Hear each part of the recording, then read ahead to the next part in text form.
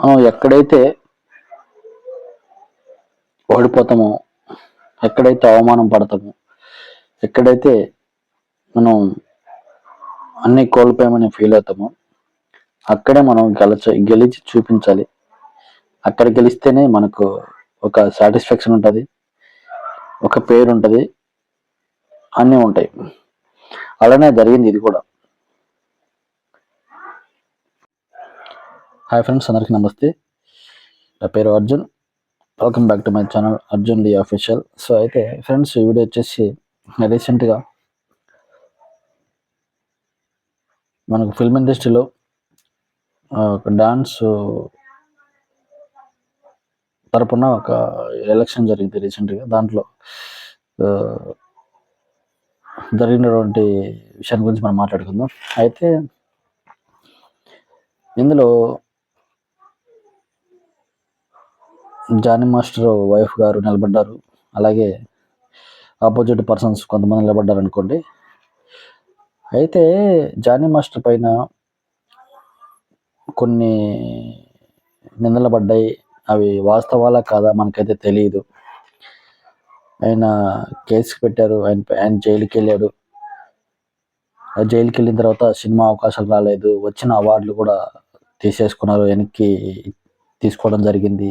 మన తెలుగు ఇండస్ట్రీలో కొన్ని ఆయన ఛాన్సెస్ రాకపోవడం మిస్ అయిపోయినాయి. అందులోనూ కర్ణాటక, తమిళ్లో చేసుకోవాల్సిన పరిస్థితి వచ్చింది కొద్ది రోజులు. ఆయన ఎక్కడ కూడా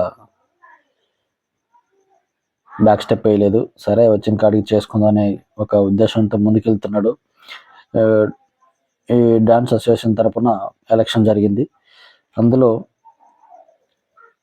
జానీ మాస్టర్ గారి వైఫ్ని నిలబెట్టారు. ఎంతమంది సపోర్ట్ ఉన్నా సరే నిజమనేది గెలుస్తారంటారు కదా. అలాగా ఎక్కడైతే అవమానం పడ్డాడో, ఎక్కడైతే నిందలు పడ్డాడో, ఎక్కడైతే కోల్పోయినాడో చాలా వరకు, అదే దగ్గర అదే ప్లేస్లో పడిలేచిన కెరటం లాగా, దూసుకెళ్ళే రాకెట్ లాగా, వాళ్ళందరికీ చంప చెల్లుమనేలాగా లేచి నిలబడి గెలిచి చూపించాడు అనమాట. That is Jani master. ఇంకోటి ఏంటంటే, జానీ మాస్టర్ ఒక్కరనే కదా, ఎవరైనా సరే మన వైపు ధర్మం ఉంటే ఎప్పటికైనా సరే మనమే గెలుస్తాం. తప్పులు అందరూ చేస్తారు. ఇప్పుడు ఫర్ ఎగ్జాంపుల్ సింపుల్ చెప్పాలంటే, 2 చేతులు కలిస్తేనే సౌండ్ వస్తుంది అంట కదా తప్పట్లు. అట్లా ఒక చేతికి ఏది రాదు. అట్లా మనం బాగున్నప్పుడు ఎన్నెన్నో జరుగుతాయి. అదే నీకు నాకు ఏదైనా పడకపోతే దాన్ని తీసుకెళ్ళి అట్లా జరిగిందని చెప్పేసి బ్యాడ్గా బిహేవ్ చేశాడని చెప్పేసి మనం వాళ్ళని తప్పుగా చూపించి వాళ్ళ జీవితాన్ని నాశనం చేయడానికి చాలామంది ట్రై చేస్తారు. అట్లనే జరిగింది ఆయనకి కూడా.